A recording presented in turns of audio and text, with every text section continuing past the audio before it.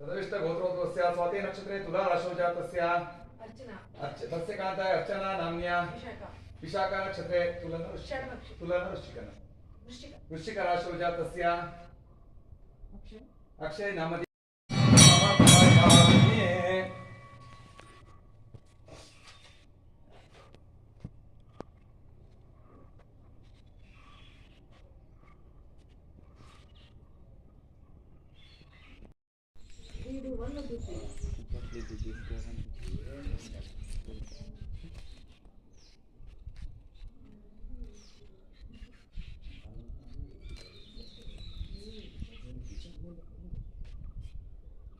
The Buddha is a very unusual Buddha. Hello?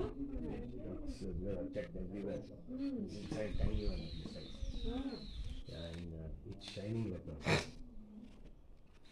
It's so old. It's never been.